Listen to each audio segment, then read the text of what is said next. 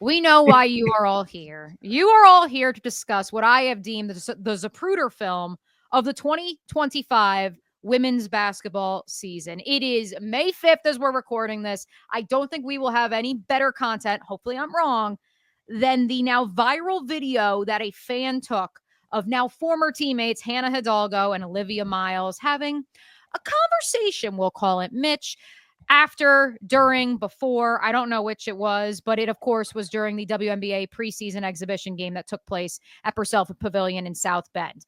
I don't even know where we want to start with this explanation. I just went back down the rabbit hole before we started recording. I watched somebody try to dub over what they believe by lip reading what the two players are saying. The floor is yours. Lead us off, especially after you penned a great profile and a great breakdown on SB Nation earlier this week. Yeah, on SB Nation, we have to be careful, I guess, sometimes about like what we know, what we don't know, and what we can assume. And, you can kind of get into some muddy waters there when you're trying to kind of break stuff like this down. So I framed it as, I think is inarguable.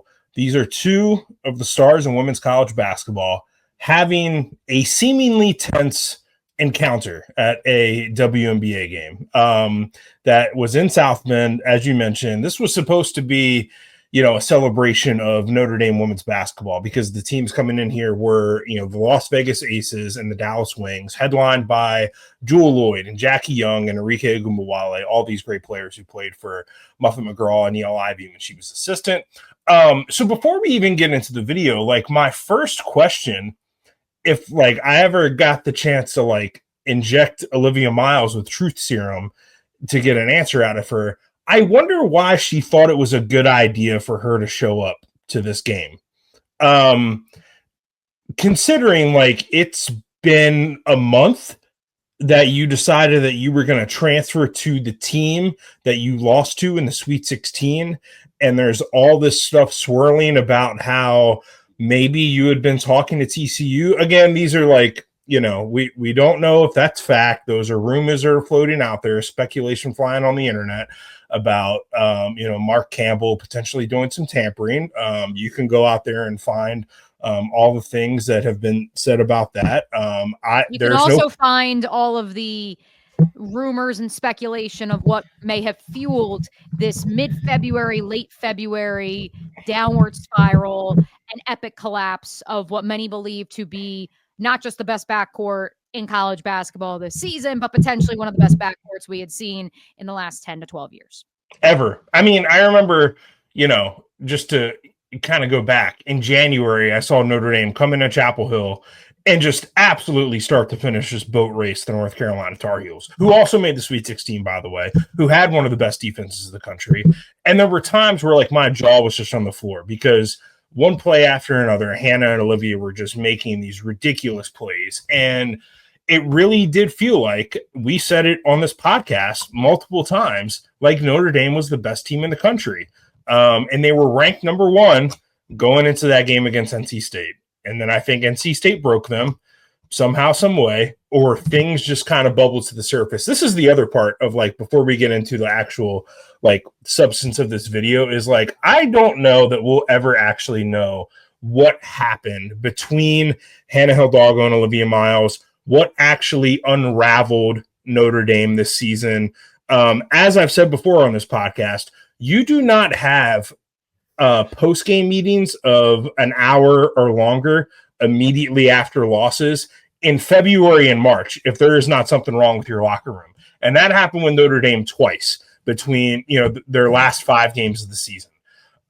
So something was wrong there. I don't know if we'll ever know the truth. We're not going to learn the truth through these carefully crafted Players Tribune pieces. We're not going to learn the truth when Olivia Miles decides to sit down with Candace Parker to like break down X's and O's and show everybody that she's going to TCU. We're not going to. Are you telling me that I haven't started Full Court Press yet, but are you telling me it's not going to be revealed on the ESPN Plus original series either? My assumption is that we will not learn it through Full Court Press either, which typically with those things, the teams have a pretty heavy hand in saying what does and doesn't make the final cut. And I think the final 2 episodes of that come out on May 11th. So maybe, I don't know. We'll see. I haven't watched the first 2 episodes yet either. But yeah, I mean, this is all very, very messy. And I think that this happened, this interaction between Olivia Miles and Hannah Hidalgo, that this happened in a public setting in the tunnel of your home arena at Notre Dame in South Bend, where all the eyeballs are on you. I know there's a WNBA preseason game going on, but when you're Olivia Miles and you're Hannah Hidalgo and you're walking around Purcell Pavilion, people are watching you, and people have their phones out, and people are turning heads. Like, they know what you look like. Like, you two players do not blend into any crowd. Okay.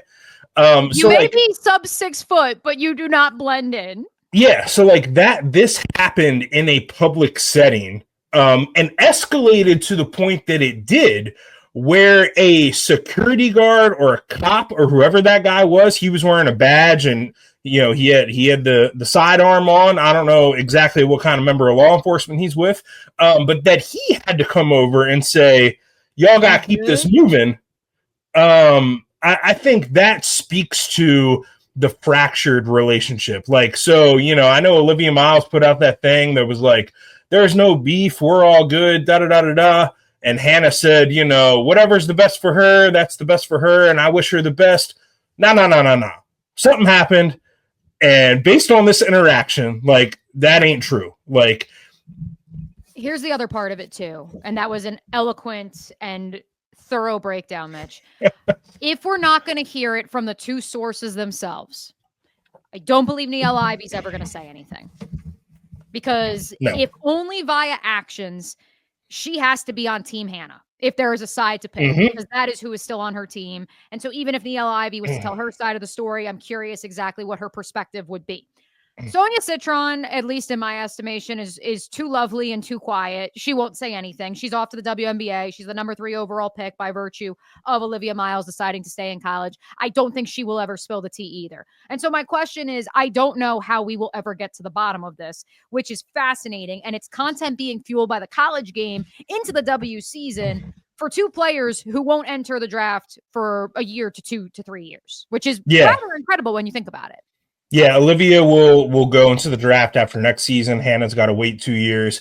But yeah, I mean, this is like the story of the offseason. Like, at this point right now, ever since that loss to NC State, like, this has been one of the biggest stories in women's college basketball. Like, the collapse of Notre Dame, the disappointment around that, and then the dysfunction around that, involving just the fact of, that this backcourt was so great at one time, and like, it was awesome and everything was clicking and everything seemed to be heading in the right direction. And then all of a sudden it crashed and burned in a really spectacular way. Like, it's kind of astounding. Like, I go back to that Sweet 16 loss to TCU, and they're up going into the fourth quarter. And then Hannah, Olivia, and Sonia shoot a combined 1 of 13 in the fourth quarter, while Haley Van Lith just goes off. So, I mean, something happened.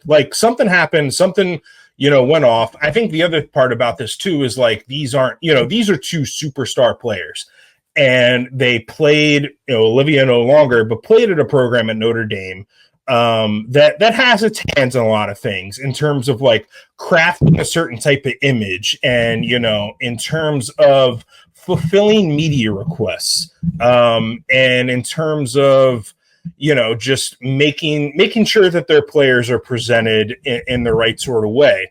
And so not only do you have Notre Dame invested in these two players, but now these two players are like, this big brand, they're brands of themselves, right? Like, Olivia is represented by a big agency, WME, and Hannah is represented by a big agency in Wasserman. And, both of those, they're crafting a certain type of image. So, like, I don't know that we're ever going to get, like, the real truth. Like, if you go back to, like, that Slam magazine cover story, the pictures look great, and, like, there's some fun quotes in there and stuff, but, like, there's not a whole lot of, like, there, like, we're not really getting down into the nitty gritty with some of the questions and stuff.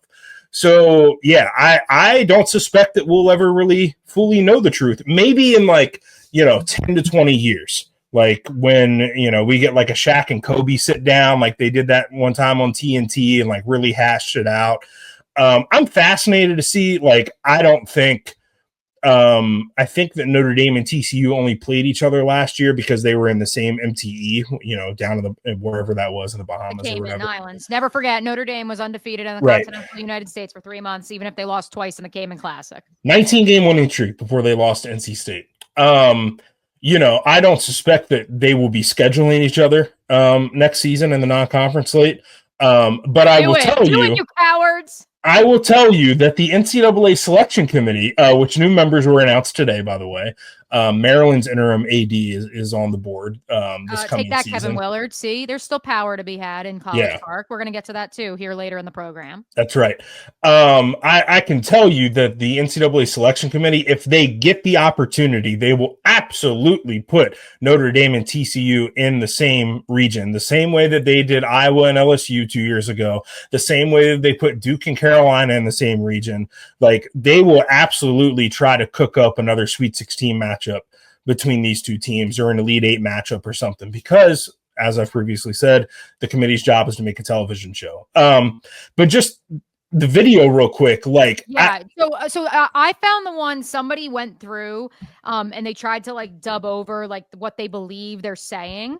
And so I'll go through it kind of here. Let me put it on mute. So Olivia says, if only according to this one super sleuth, Olivia goes up to her as Hannah's walking through and says, "We good?" And that's when Hannah says, ... So we good? And then Hannah goes, "I heard you were talking beep." And Olivia goes, "Talking bleep." And she goes, "Hell yeah." And Olivia goes, "I don't know who you're hearing this from. I never said anything about anybody." And Hannah says, "I'm hearing from your bleep, from your bleep, from your bleep." And Olivia goes, "Who's my bleep?" So that's just one person's interpretation of the lip reading. I enjoyed that ceremonial reading. I don't know about you, Mitch. Yeah, it's very clear to me, that is very much the vibe. It is there is a brief dap up to kind of initiate the encounter, and then Hannah is the one who takes steps forward and escalates the situation. The one who's on the defensive, and she's like, and Olivia takes a half step back, and it is very much the vibes of that are, "I heard you were talking crap. What's up?" And Olivia gives who, me? And laughs and the whole thing. But Hannah continues to press and escalate and does the finger pointing and puts her finger in her chest. Again, it gets to the point where the cop security guard guy has to come over and be like, "Yo, we can't be doing this here. Y'all got to keep this moving." And here's the other thing. These are two players who are Gen Z. They are of the social media generation. They see that there are dozens of people with their phones up filming this entire exchange, and yet it continued to escalate. And so that's where I can't help but I don't believe this was staged, but ultimately they both knew what they were doing, having this conversation in the public eye. They knew the risks that they were taking. I think just if I could put my reading the body language, tea leaves, scientific glasses on, I think Hannah, when she heard Olivia was going to be at this game, she's ready for this. She wants, she initiates it. She approaches, she presses, she gets in her space, so to speak. Where Olivia, when you can see in that sort of extended video, when Hannah's first walking up, Olivia's not really looking. She's not really trying to make eye contact. She backs up. She tries to laugh it off. I don't think was totally ready for that. But again, my question to her would be, why did you come to this game? If why would you not expect this? You just burned this team, a month ago. You just left this team in the dust. I know, transfers are a thing, right? Hey, we just saw Haley Van Lith go back to LSU and get flowers from Kim Walke, and everything was hunky-dory. But we'll get to that game, and by the way, credit to Haley, because I thought Haley was the biggest person in that arena, but we'll get to that later. Totally. But this is a month after, not a year after, not after you're a pro already. You are about to be enrolled. You're a member of another team at this point. You are no longer a member of Notre Dame at this point in time. In a couple of years, once you're an alum and the whole thing and I think it's safe to come back. But I don't know what else you expected out of that experience other than to be approached by Hannah in that way, which tells me maybe there is some smoke to the fire. maybe Olivia has been talking, because Hannah seemed to be motivated to put some stuff out in the streets. This is only item number 1 in this week's starting 5, but we know you guys, you wanted the smoke, and so we're here for it. Real quick, our resident meteorologist on the Women's Basketball Podcast, our Iowa correspondent, Rebecca Kopelman, wants you to know, Mitch, that she has theories. The tidbit about them meeting for an hour before press is interesting. Something was up. That was after I sent her your SB Nation article. So apparently... Yeah. Elaborate a little bit on that to give some context before we get on to the next biggest story in women's basketball this week. Oh, yeah. So this happened twice. This happened after they lost at home. It was their home finale to Florida State. So this would have been the game after NC State. They lost at home. And I believe it took Niele Ivey and the players who were ever called to that press conference 73 minutes to show up to the press conference. And just for some context here, typically when you and I, go cover games and stuff, a press conference, a post-game press conference, you will usually get players and coaches within about 20 minutes. Usually there's a little bit of a cool down period. Sometimes the coach has to do radio and then he goes to the press conference, or she goes to the press conference, whichever it is. I'm thinking about Westmore and NC State and kind of how this works there. But the same thing is with, Courtney Bankard at UNC. Usually it's about 15, 20 minutes, within, the game ending and get it off the floor. And, sometimes you have to wait a little bit longer, but an hour, that's not normal. Nobody. And so that's why it was made public, because reporters were complaining about it on social media. And that's how I found out about it. And then it happened a second time after Notre Dame lost in the ACC tournament semifinals in Greensboro to Duke. Duke goes and everything. And then the people there had to wait another, I think it was 57 minutes. So, almost an hour, for them to come. And that's a situation where you're playing at a neutral site arena, you were the last game of the day. So the arena staff and stuff and the people working for the ACC, they got to stay there an extra hour waiting for you to sort through all the drama or whatever it is that you got going on in the locker room.